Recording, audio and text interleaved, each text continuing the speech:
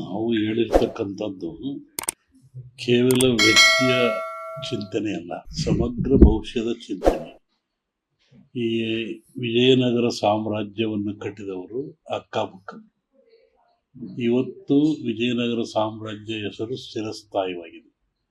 ಆ ಸಾಮ್ರಾಜ್ಯದ ಕೊಡುಗೆಗಳು, ನೆನಪುಗಳು ಮತ್ತು ಮೈಸೂರು ದಸರಾದಾಗಲಿ ಇವೆಲ್ಲವೂ ವಿಜಯನಗರ ಸಾಮ್ರಾಜ್ಯದ ಅರಸಗಳ ಕೊಡುಗೆ ಅಂತ. ಅದನ್ನು ಕಟ್ಟಿರ್ತಕ್ಕಂಥವರು ಅಕ್ಕಬುಕ್ಕವರು. ಅಕ್ಕಬುಕ್ಕವರು ಆಲಮತ ಸಮಾಜ ಸಂಬಂಧಪಟ್ಟಂಥವ್ರು.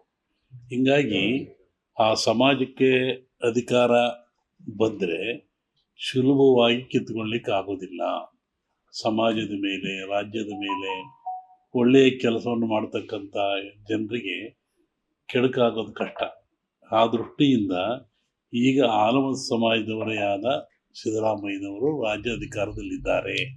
ಹಾಗಾಗಿ ಅವರಿಂದ ಅಧಿಕಾರ ಕಿತ್ತುಕೊಳ್ಳೋದು ಕಷ್ಟ ಅನ್ನತಕ್ಕಂಥ ಒಂದು ಸಾಮಾನ್ಯ ಭವಿಷ್ಯ ಜ್ಞಾನವನ್ನು ವಿಜಯನಗರ ಸಾಮ್ರಾಜ್ಯದ ವಿಚಿತ್ರ ಇಟ್ಟುಕೊಂಡು ಹೇಳಿರ್ತಕ್ಕಂಥದ್ದು. ಮತ್ತು ಬೇರೆಯವರು ಅದೆಲ್ಲ ಮಾಡಿಲ್ಲ ಅಂತಲ್ಲ, ಬೇರೆ ಸಮಾಜ ಅಷ್ಟಕ್ಕಿಂತ ಹೆಚ್ಚಾಗಿ ಮಾಡಿದ್ದಾರೆ. ಆ ಸಮಾಜದ ಬಗ್ಗೆ ನಮಗೆ ಯಾವುದೇ ಬೇರೆ ಅಭಿಪ್ರಾಯವೇನಿಲ್ಲ. ನಾವು ಕಂಡಂಥ ಉದಾಹರಣೆಗಳು, ತಿಳ್ತಕ್ಕಂಥ ಚಿಂತನೆಗಳ ಮುಖಾಂತರವಾಗಿ ಹಿಂದೆಯೂ ನಾನು ಸಿದ್ದರಾಮಯ್ಯನವರಿದ್ದಾಗ ಹೇಳಿದ್ದೆ, 5 ವರ್ಷ ಆಳಿದರು, ಯಾರೂ ಕಿತ್ಕೊಳ್ಳೋಕ್ಕಾಗಲಿಲ್ಲ. ಇನ್ನೆಲ್ಲ ಸಮಾಜದವರು ಮುಗಿಸ್ಲಿಲ್ಲ. ಅರಸವರು ಅಲ್ಲಾಳರು 9 ಪಟ್ಟ, ಗೊಲ್ಲಾಳರು 9 ಪಟ್ಟ, ಅಲ್ಲಾಳ, ಬಲ್ಲಾಳ, ಗೊಲ್ಲಾಳ ಅಂತ ಕರೀತಾರೆ. ಅಲ್ಲಾಳರು ಅಂದರೆ ಮಹಮ್ಮದೀಯರು, ಈ ದೇಶವನ್ನು 9 ಪಟ್ಟ ಆಳಿದರು. ಬಲ್ಲಾಳರು ಪಾಳೆಗಾರರು, ಪಾಳೆ ಪಟ್ಟುಗಳು, ಇವೆಲ್ಲ 9 ಪಟ್ಟ ಆಳಿರು. ಗೊಲ್ಲಾಳರು ಯದುವಂಶಸ್ಥರು, ಮೈಸೂರು ಒಡೆಯರು, ಅದರಲ್ಲಿ ಆಲಮತ ಸಮಾಜರು ಬರ್ತಾರೆ. ಇವರು 9 ಪಟ್ಟ. ಈಗ 9 ಪಟ್ಟಗಳನ್ನು ಆಳಿದು ಆನಂತರ ಬಂದಿರತಕ್ಕಂಥದ್ದು ಪ್ರಜಾಪ್ರಭುತ್ವದ ಪಟ್ಟ ಬಂತು. ಆ ದಶೆಯಲ್ಲಿ ಇವತ್ತಿನ ರಾಜಕೀಯ ಚಿಂತನೆ ಬಗ್ಗೆ ವಿಚಾರ ಮಾಡೋದಾದರೆ ಈ ಮುಖ್ಯಮಂತ್ರಿ ಇರೋವರೆಗೂ ಕಿತ್ತುಕೊಳ್ಳೋದು ಕಷ್ಟ. ಯಾಕೆ ಅಂದರೆ ಸಾಮಾಜಿಕ, ಧಾರ್ಮಿಕ ಒಂದು ಹಿನ್ನೆಲೆ ಇದೆ. ಆ ದೃಷ್ಟಿಯಲ್ಲಿ ಹೇಳಿದೆ ಹೊರತು ಡಿ ಕೆ ಶಿವರ ಬಗ್ಗೆ ಆಗಲಿ, ಮೊಯ್ಲೂರ ಬಗ್ಗೆ ಆಗಲಿ ಅಭಿಪ್ರಾಯ ಒಳ್ಳೆಯ ಅಭಿಪ್ರಾಯ ನಮಗಿದೆ. ನಮಗೆ ಅವರು ಬೇಕಾದವರೇ. ಅದನ್ನು ನಾನು ಸ್ಪಷ್ಟಪಡಿಸಿಲ್ಲ. ಸ್ಪಷ್ಟಪಡಿಸ್ಬೇಕಾದ್ರೆ ನಮ್ಮ ಭಾರತೀಯ ಪರಂಪರೆಯಲ್ಲಿ ಒಂದು ಸಂಕ್ರಾಂತಿ ಭವಿಷ್ಯ ಅಂತ ಹೇಳ್ತಾರೆ, ಇನ್ನೊಂದು ಯುಗಾದಿ ಭವಿಷ್ಯ ಅಂತ ಹೇಳ್ತಾರೆ. ಚಂದ್ರನನ್ನು ಆಧಾರವಾಗಿಟ್ಟುಕೊಂಡು ಯುಗಾದಿಯ ಮಳೆ, ಬೆಳೆ, ಆ ಧಾನ್ಯಗಳು, ರಾಜರ ಬದಲಾವಣೆಗಳು, ಯುದ್ಧಗಳು ಇವೆಲ್ಲ ಹೇಳ್ತಾರೆ. ಆವಾಗ ಅದನ್ನು ನೋಡ್ಕೋಬೇಕು ಅಂತ ಹೇಳಿರೋದು ನಾನು.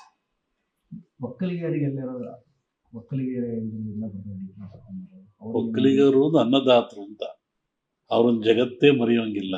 ಅನ್ನವನ್ನು ಕೊಡುವಂತರೇ ಅವರು, ಭೂಮಿಯನ್ನು ಉಳುವಂತರೇ ಅವರು. ಅದರಲ್ಲಿ ಹಂಗೆ ಇದಕ್ಕೆ ಜಾತಿ ಲೇಪನ ಹಚ್ಚೋದು ಬೇಡ. ಒಕ್ಕಲಿಗ ಸಮಾಜ ಜಗತ್ತೇ ಬಾಗಬೇಕು, ದುಡಿದು ಅನ್ನ ಕೊಡುವಂತ ಅವರು. ಅವ್ರ ಅನ್ನ ಕೊಡೋರು ನಾವೆಲ್ಲ ಬದುಕ್ತಾ ಇರ್ತೀವಿ. ಯುಗಾದಿ ಮೇಲೆ ನೋಡೋಣ. ಏನಾಗುತ್ತೆ ರಾಜಕಾರಣದಲ್ಲಿ ಬಹಳಷ್ಟು ಅಂದ್ರೆ 2.5 ವರ್ಷ ಅಂತ ಏನೋ ಅನ್ಕೊಂಡಿದ್ರು. ಇವಾಗ ಅವ್ರು ಬಿಡ್ಲಿಕ್ಕೆ ರೆಡಿ ಇಲ್ಲ. ಇವರು ಮೊನ್ನೆ ಅಮಿತ್ ಶಾ ಅವ್ರಿಗೆ ಭೇಟಿಯಾಗಿ ಬಂದ್ರು.